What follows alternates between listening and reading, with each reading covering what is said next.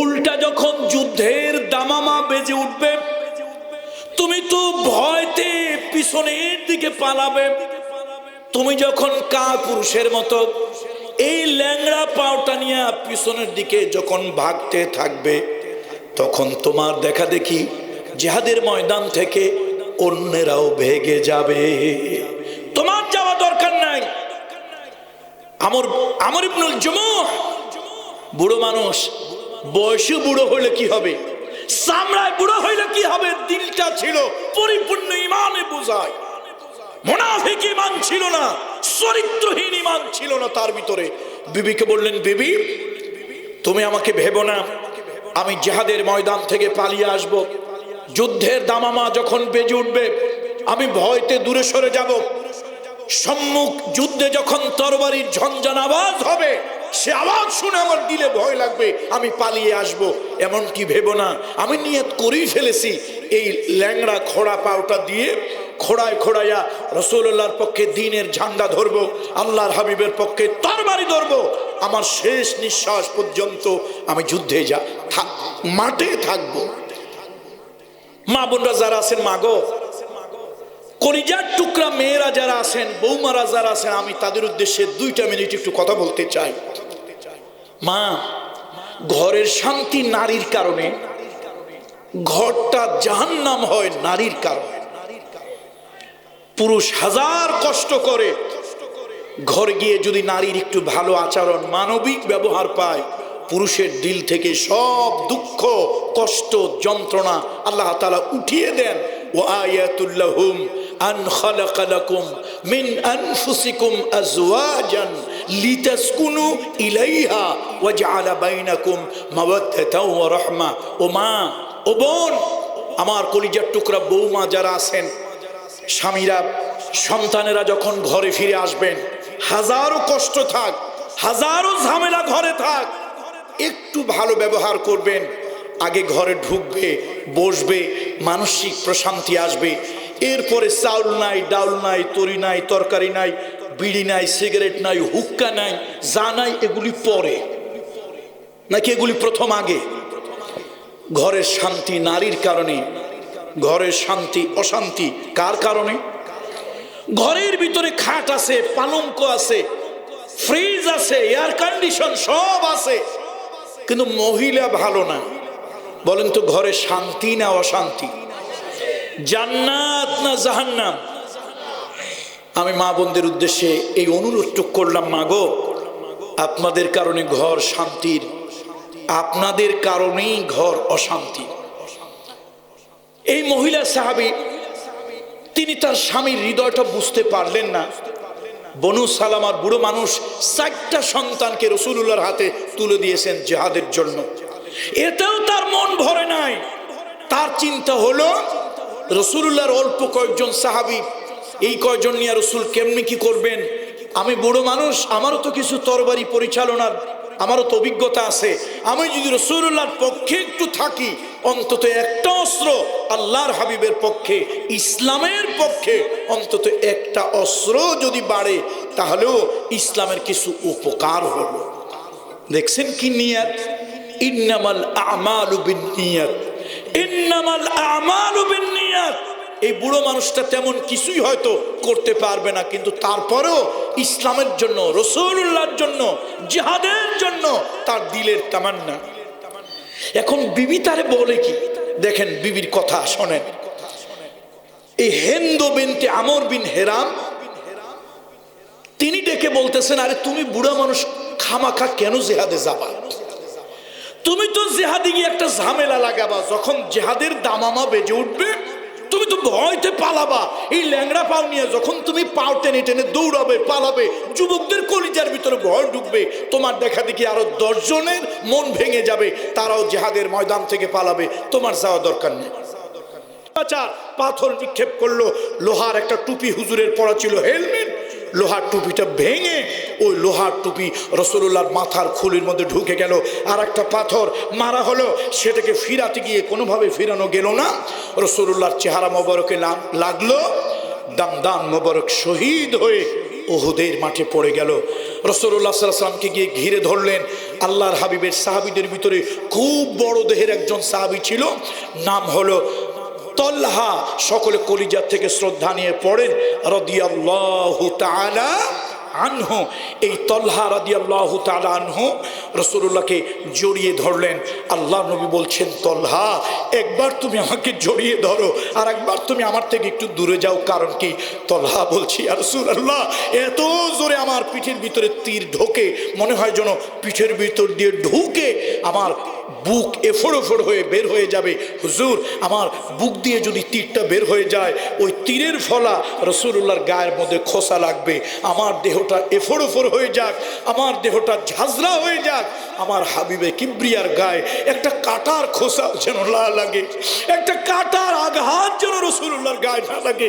আমি আমার দেহ এফোড় ওফোড় হয়ে গেলে সহ্য করতে পারবো, কিন্তু আল্লাহর হাবিবের গায়ে কোনো আঘাত লাগলে ইয়া রাসূলুল্লাহ আমি সহ্য করতে পারবো না। এই জন্য মাঝে মাঝে আপনাকে আমি জড়িয়ে ধরি, আবার মাঝে মাঝে একটু দূরে যাই। রাসূলুল্লাহ সাল্লাল্লাহু আলাইহি ওয়াসাল্লাম এই জন্য বলেছেন, পৃথিবীতে কেউ যদি দেখতে চাও একজন শহীদ হেঁটে বেড়াচ্ছে। কে হেঁটে বেড়াচ্ছে? এই দুনিয়ার ভিতরে তোমরা যদি কেউ জীবন্ত শহীদ দেখতে চাও, আমার কলিজার টুকরা সাহাবী তলহার দিকে তোমরা তাকিয়ে দেখো, সে একজন জীবন্ত শহীদ। বন্ধুরা আমার, অধিক রক্তক্ষরণ হলো, রাসূলুল্লাহ দাঁড়ায় থাকতে পারলেন না, তিনি পড়ে গেলেন, একটা গর্তের ভিতরে রাখা হলো। প্রচন্ড আঘাত মুসলমানদের উপরে। ৭০ জন জলিল কদরের সাহাবী এই যুদ্ধে শাহাদাত বরণ করলেন। ইতিহাসে এসেছে, আবু সুফিয়ান নাম ধরে ধরে ডাকতেছে, ও আব্দুল্লাহ ছেলে মুহাম্মদ, কোথায় তুমি, কোথায় তুমি? বদরের প্রতিশোধ আজকে নিলাম।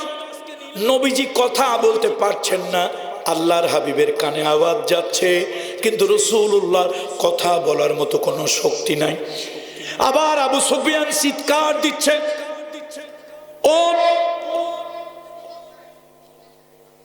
আবু বকর সিদ্দিক ইবনে কুহাফা, অর্থাৎ নাম ধরে রাখছে, কুহাফার বেটা আবু বকর কোথায়? বদরের যুদ্ধে আমাদেরকে যেভাবে হত্যা করেছিলে, আজকে তোমাদেরকে হত্যা করে তার প্রতিশোধ নিয়ে নিলাম। কোথায় আব্দুল মুত্তালিবের সন্তান আমির হামজা? তোমার বুকটা ফেড়ে কলিজাটা বের করে আমার স্ত্রী হিন্দা উহুদের মাঠে ছড়ায় দিয়েছে, নাক কান কেটে গলার মালা বানিয়েছে। কোথায়? বদরের যুদ্ধের প্রতিশোধ আজকে নিয়ে নিলাম। এবার নাম ধরে ডাক দিল, খাত্তাবের পুত্র ওমর কোথায়? কারো আওয়াজ আজকে শোনা যাবে না, সব মরে গেছে। একজন চিৎকার দিয়ে বলল, দেখো আমর বিন সাবেত বিন ওয়াকিস, যার ডাক নাম উসাইরিম। বলেন ডাক নাম কি? আলিফ এবং সদ দিয়ে, সিন সা নয়, সদ। উসাইরিমের লাশটা সরাতে গিয়া চিৎকার দিয়ে উঠলো, দেখো উসাইরিম মারা যায় নাই, আমর বিন সাবিত বিন ওয়াকিস মারা যায় নাই, তার ঠোঁটটা নড়তেছে। দৌড়ে সাহাবীরা এই ঠোঁটের কাছে কান লাগালো, ও আমর বিন সাবিত বিন ওয়াকিস, ও উসাইরিম, তুমি তো একজন অমুসলিম কাফের, তুমি কেন মুসলমানদের ভিতরে? উসাইরিম চোখের পানি ছেড়ে দিয়ে কয়, ভাই আমি কাফের ছিলাম, তবে এখন কাফের নই। তোমরা আমাকে ইসলামের দাওয়াত দিয়েছ, ওই দাওয়াত আমি গ্রহণ করি নাই, ওই দাওয়াত আমি গ্রহণ করি নাই। আজকে সকালবেলায় উহুদের মাঠের পাশ দিয়ে যাচ্ছিলাম, আমি শুনতে পারলাম বনু খাজরাজের আব্দুল্লাহ ইবনে উবাই ইবনে সুলুল 300 লোক নিয়ে পিছু হটে গেছে। আমার মধ্যে একটা চিন্তা হলো, মাত্র 700 লোক নিয়ে মুহাম্মদ সাল্লাল্লাহু আলাইহি সাল্লাম 3000 লোকের বিরুদ্ধে কেমনে লড়বে, একটু দেখে আসি। দূরের থেকে দেখতেছিলাম, ও মুসলমানেরা তোমরা আমার অন্তর্দৃষ্টি খুলে দিয়েছো। এই দুনিয়ায় টাকা পয়সা ধন দৌলত আমরা যত পছন্দ করি, আমার কাছে মনে হলো তোমরা আল্লাহর জান্নাতে যাওয়া তার থেকে বেশি পছন্দ করো। নিজের জীবনটারে আমরা যত ভালোবাসি, তোমরা রাসূলুল্লাহকে তার থেকে বেশি ভালোবাসো। এই দুনিয়া আমরা বেঁচে থাকা যত পছন্দ করি, তোমরা আল্লাহর দ্বীনের জন্য জীবন দেওয়া তার থেকে বেশি পছন্দ করো। আমার অন্তর্দৃষ্টি খুলে গেল। আমি মনে মনে ভাবলাম, ইসলাম কোনো সাধারণ গতানুগতিক ধর্ম নয়। মুহাম্মদ সাল্লাল্লাহু আলাইহি সাল্লাম দুনিয়ার সাধারণ কোনো নেতা নয়। দুনিয়ার সাধারণ কোনো নেতা যদি হতো, তার জন্য মানুষ জান প্রাণ দিতে প্রস্তুত থাকতো না, তার আদর্শে এত উদ্বুদ্ধ হতো না। আমি মনে মনে ভাবলাম, আমি আর দেরি করব না, আমি ইসলাম গ্রহণ করব, মুহাম্মদুর রাসূলুল্লাহর পক্ষে কাজ করব। আমি দৌড়ায় বাড়ি চলে গেলাম, যুদ্ধের পোশাক পরলাম, হাতের ভিতরে যুদ্ধের অস্ত্র নিলাম, মনে মনে ভাবলাম, মেনে নিলাম মুহাম্মদ আল্লাহর নবী সাল্লাল্লাহু আলাইহি সাল্লাম। মনে মনে বিশ্বাস করলাম, আমি কালেমাতুত তয়্যিবা, কালেমাতুশ শাহাদা দিলে দিলে আমি পড়লাম। এবার আমি আল্লাহর নাম নিয়ে রাসূলুল্লাহর খিদমতে, আল্লাহর নাম নিয়ে আল্লাহ রাসূলের খিদমতে আমি নেমে গেলাম। ও রাসূলুল্লাহর সাহাবীরা, নবীজিকে জানাই দিও, উসাইরাম কাফের নয়, উসাইরাম একজন নবমুসলিম। আমার যেহে যতক্ষণ পর্যন্ত নিঃশ্বাস ছিল, প্রাণপণে রাসূলুল্লাহর পক্ষে লড়েছি। হয়তো আমার দেহ থেকে প্রাণটা এখনই বের হয়ে যাবে। রাসূলুল্লাহকে জানাই দিও, উসাইরাম কাফের নয়, উসাইরিম মুসলিম। এই বলে তিনি দুনিয়া থেকে বিদায় হয়ে গেলেন। আল্লাহ রাসূলের কাছে সাহাবীরা এসে বলল, নবীজি চোখের পানি ধরে রাখতে পারলেন না, আল্লাহর হাবিবের চোখ দিয়ে টপ টপ করে পানি পড়লো। রাসূলুল্লাহ রক্তক্ষরণ হওয়ার কারণে দুর্বল, আল্লাহর হাবিবের দান শহীদ হয়ে যাওয়ার কারণে দুর্বল, রাসূলুল্লাহ আঘাত পাওয়ার কারণে দুর্বল, আল্লাহ নবী উঠে দাঁড়াতে পারেন না। দুজন সাহাবীর কাঁধে ভর দিয়া রাসূলুল্লাহ চলে গেলেন। এবার ওই লাশের কাছে গিয়া আল্লাহ নবী বড় কষ্টে হাতটা তুললেন। আবু হুরায়রা থেকে হাদিস বর্ণিত, আবু হুরায়রা থেকে হাদিস বর্ণিত, রাসূলুল্লাহ অনেক কষ্ট করে হাতটা উঠালেন, আর শাহাদাত আঙ্গুলি ওই উসাইরিম আমর বিন সাবিত বিন ওয়াকিস, যার ডাক নাম উসাইরিম, ওই উসাইরিমের দেহের দিকে রাসূলুল্লাহ কষ্টে কাঁপা কাঁপা হাতটা, শাহাদাত আঙ্গুলি দেহের দিকে দিয়ে বললেন, আমি নবী মুহাম্মদ সাক্ষ্য প্রদান করছি, আমি নবী মুহাম্মদ সাক্ষ্য প্রদান করছি, যারা আল্লাহর জান্নাতে যাবে, ইন্নাকা মিন আহলিল জান্নাহ, ইন্নাকা মিন আহলিল জান্নাহ, ওই জান্নাতীদের মধ্যে তুমিও হলে একজন। সাহাবীদের মধ্যে কান্না রোল পড়ে গেল। ও উসাইরিম, তোমার জায়গায় যদি আজকে আমরা হতাম, কত বড় ভাগ্য। আবু হুরায়রা থেকে হাদিস বর্ণিত, উসাইরিম এমন সময় ইসলাম গ্রহণ করলো, এমন সময় নবীর জন্য, দ্বীনের জন্য শাহাদাত বরণ করলো। এক ওয়াক্ত নামাজ পড়তে পারেন নাই, একটা সিজদা দেওয়ার সৌভাগ্য যার হয় নাই। হাদিসের মধ্যে আসছে, একজন ভাগ্যবান ব্যক্তি আল্লাহকে একটা সিজদা না দিয়েও তিনি জান্নাতি। এবার আসেন, ওই যে আব্দুল্লাহ ইবনে উবাই ইবনে সুলুল 300 লোক নিয়ে রাসূলুল্লাহ থেকে, মুসলমানদের থেকে ভেগে গেল। এই আব্দুল্লাহ ইবনে উবাই ইবনে সুলুল মারা গেল। তার বংশের লোকেরা, বনু খাজরাজের লোকেরা এলো, রাসূলুল্লাহর হাত ধরলো, ইয়া রাসূলুল্লাহ আপনি একটু তার জানাজাটা পড়ায় দেবেন। সাইয়েদুনা ওমর রাগ হয়ে গেল, নবীজির জামা পিছন দিক থেকে টেনে ধরলো। আল্লাহর নবী তারপরও রহমতের নবী রওনা হলেন। আল্লাহর নবী গেলেন, বনু খাজরাজে গেলেন, আব্দুল্লাহ ইবনে উবাই ইবনে সুলুলের জানাজা পড়ার জন্য। ছেলে নবীর হাতটা জড়ায় ধরলো, চোখের পানি দর দর করে ছেড়ে দিল। ইয়া রাসূলুল্লাহ, আমার বাবাকে আপনার গায়ের একটা জামা দেন, আমার বাবার কাফন পরায় দেব। রহমতের নবী, দয়ার নবী, আমার নবীর হৃদয় যত বড়, আটলান্টিক মহাসাগরের থেকেও আমার নবীর হৃদয়টা বড়, প্রশান্ত মহাসাগর থেকেও আমার রহমতের নবীর হৃদয়টা বড়।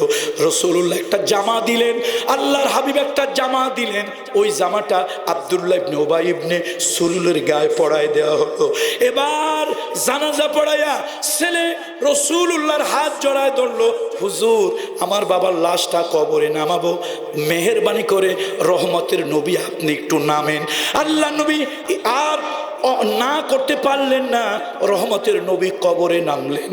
আব্দুল্লাহ ইবনে উবাই ইবনে সুলুলের লাশখানা রাসূলুল্লাহ নিজ হাতে কবরে রাখলেন। নবীজি যখন কবর থেকে উঠে যাবেন, আল্লাহ নবী একটা চালাকি করলেন। রাসূলুল্লাহ কবর থেকে ওঠার আগে তার পিঠ দিয়া কবরের মাটিকে একটু ডলা লাগালেন। এই জন্য ডলা দিলেন, নবীজির গায়ের ঘাম অথবা আল্লাহ নবীর গায়ের ছোঁয়া কবরের মাটিতে লাগবে। এই কবরের মাটি আব্দুল্লাহ ইবনে উবাই ইবনে সুলুলকে আযাব দেবে না।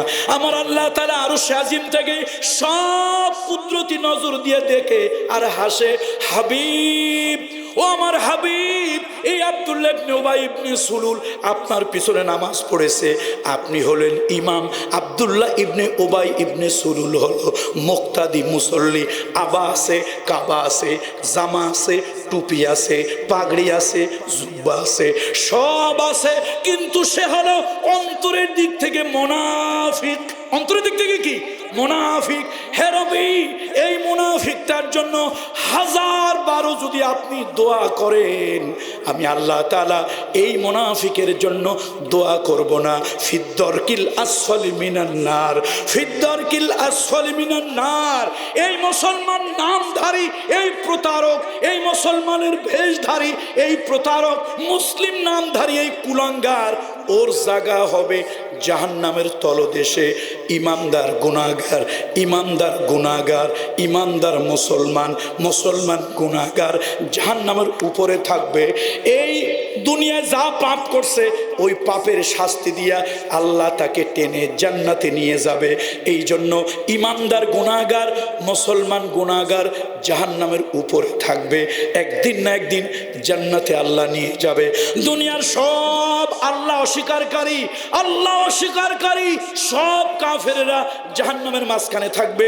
ফি নারে জাহান্নাম খালিদিনা ফিহা আবাদা, চিরস্থায়ী জাহান্নামে থাকবে। আর এই মুসলমান নামধারী, মুসলমান নামধারী, মুসলমান সম্প্রদায়ের সন্তান, এই নামধারী, ভেষধারী, পোশাকধারী, লেবাসধারী মুনাফিকগুলো কাফেরদের নিচে জাহান্নামের তলদেশে থাকবে, কোনোদিন জান্নাতে যাবে না। নাউযুবিল্লাহি মিন যালিক। বক্তব্য আমার শেষ, বক্তব্য আমার শেষ। একটা সিজদা দেওয়ার সুযোগ হলো না ঈমান আকীদার কারণে। উসাইরিম, আল্লাহ নবী তার কাছে গিয়া আমর তার কাছে গিয়া রাসূলুল্লাহ সাল্লাল্লাহু আলাইহি ওয়াসাল্লাম বলেছিল, ইন্নাকা মিন আহলিল জান্নাহ, যারা জান্নাতি আমি নবী সাক্ষ্য দিচ্ছি তাদের ভিতরে তুমি একজন। আর রাসূলুল্লাহ হলেন ইমাম, তার পিছনে বা জামাত নামাজ পড়েও জাহান্নামী হলো। আল্লাহ নবীর জামা গায়ের ভিতরে কাফনের কাপড় হলো, তারপরেও জাহান্নামী হলো। রাসূলুল্লাহ যার লাশ কবরে নামালেন এরপরেও জাহান্নামী হলো, শুধু নেফাকির কারণে। আসুন, এই আপনাদের কোনখানা যেন বেলকুসির জনগণের কাছে আমার বক্তব্য শেষ। আসুন, ইমানদার হইতো উসাইরামের মতো হই, উসাইরামের ভিতরে হই। আর ইমানদার হইতো আমর ইবনুল জুমুহের মতো ইমানদার হই। ইমানদার হই তো রাসূলুল্লাহ ওই সকল সাহাবীদের মতো ইমানদার হই যারা জীবন বাজি রেখে রাসূলুল্লাহর পক্ষে, ইসলামের পক্ষে ছিল। আর ভেষধারী, লেবাসধারী, নামধারী, গরুর গোশত খানেওয়ালা মুসলমান, এই মুসলমান যেন না হই। ডাক্তারের ছেলে ডাক্তার হয় না, মাস্টারের ছেলে মাস্টার হয় না, ইঞ্জিনিয়ারের ছেলে ইঞ্জিনিয়ার হয় না, ব্যারিস্টারের ছেলে ব্যারিস্টার হয় না। যদি হ্যাঁ, ব্যারিস্টারের ছেলে লেখাপড়া করে আইন পেশায়, যদি আইন পেশায় প্র্যাকটিস করে উকিল ব্যারিস্টার হবে। ডাক্তারের ছেলে লেখাপড়া করে সে যদি রুগীর চিকিৎসাপত্র ব্যবস্থাপত্র দেয়, প্র্যাকটিস করে ডাক্তার হবে। মাস্টারের ছেলে লেখাপড়া করে ছাত্রকে যদি পাঠদান করে মাস্টার হবে। না হলে মাস্টারের ছেলে মাস্টার হয় না, ডাক্তারের ছেলে ডাক্তার হয় না, ব্যারিস্টারের ছেলে ব্যারিস্টার হয় না। আল্লাহর কোরআন হাতে নিয়ে কসম করে বলি, মুসলমানের ছেলে কখনো মুসলমান হতে পারে না। তাই যদি হতো, পয়গম্বর নূহ আলাইহিস সালামের সন্তান কেনান মুসলমান হতো। আসুন, আমরা নামে মুসলমান, বংশে মুসলমান, পরিচয় মুসলমান, গরুর গোশত খাওয়া মুসলমান নয়, ঈমান আর আকীদায় মুসলমান হই। আল্লাহ তাআলা সেই তৌফিক দান করুন। এই 24তম তাফসীরুল কোরআন মাহফিলকে আল্লাহ তাআলা কবুল করুন। আর আমি আজকে প্রায় 3 মাস ধরে, হজের পরে আমি একটু উমরায় গিয়েছিলাম, তারপরের থেকেই শারীরিকভাবে অসুস্থ, টেনে টেনে কোরআন শরীফ তেলাওয়াত করতে পারছি না। আল্লাহ তাআলা আমাকে দ্রুত সুস্থ করে দিন। দ্বীনের কণ্ঠ